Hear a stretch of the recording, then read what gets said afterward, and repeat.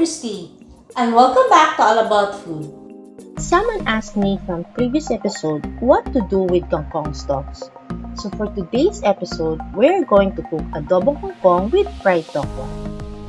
We need 200 grams kangkong stalks, 6 cloves of garlic minced, 1 cup cooking oil, 4 pieces tokwa cut into cubes, 1 teaspoon soy sauce, 1 teaspoon and 2 tablespoons sesame oil, 2 tablespoon oyster sauce, and a dash of white pepper.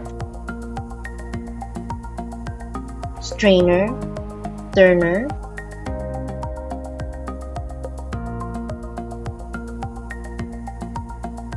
pan, and a casserole.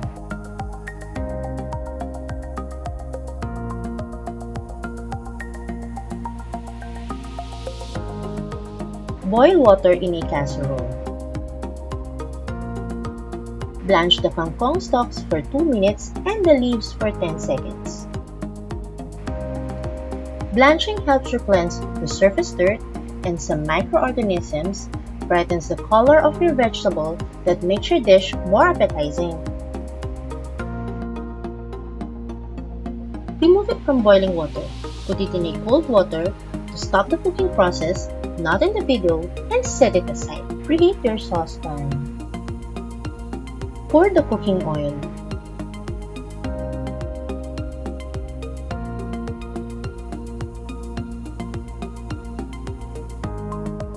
Fry the garlic until golden brown.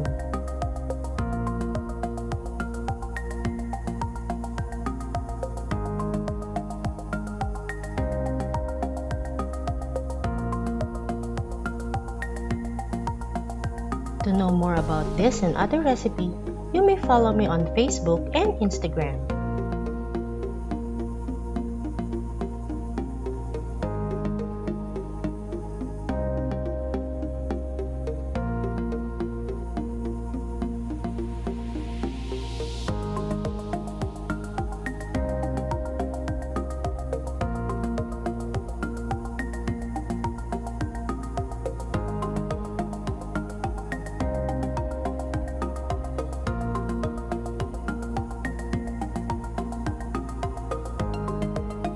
And set it aside.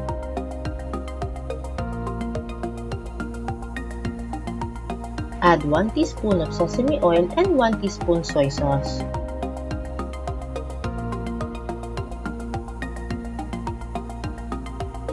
Fry the tokwa until golden brown.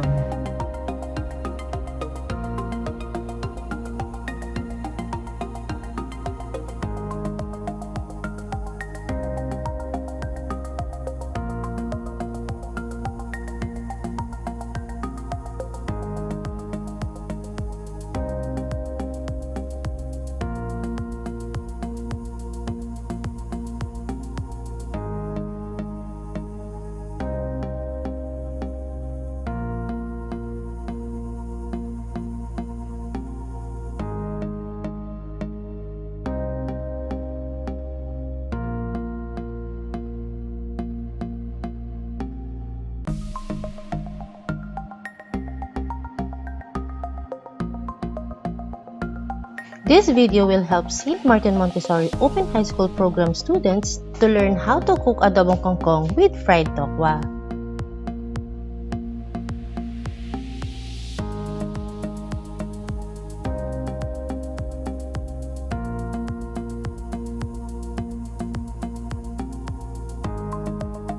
Preheat your pan.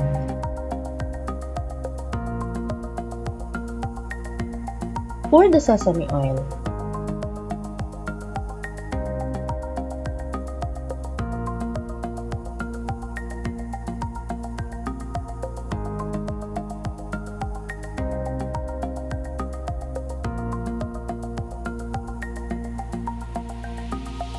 Add half of the fried garlic and the other half for garnish.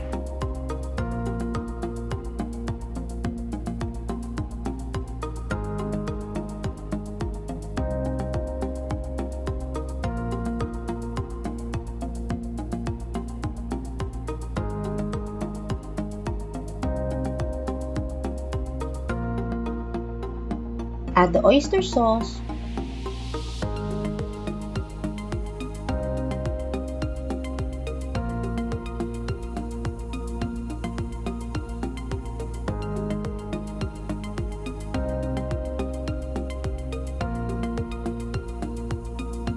and add the blanched kangkong.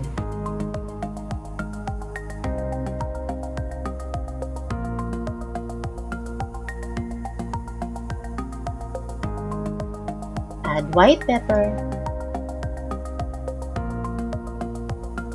Stir fry for a minute. Turn off the heat and set it aside. There you have it, her finished product, adobong kangkong with fried tokwa. If you are looking for food delivery service here in Rizal, please visit Majumbo Food Services. The link is in the description down below. Thank you very much to all my subscribers. If you like this video, please give it a thumbs up. Please consider subscribing to my channel. Hit the notification bell so you'll be notified every time I post a new video. Have a great day. Thank you for watching.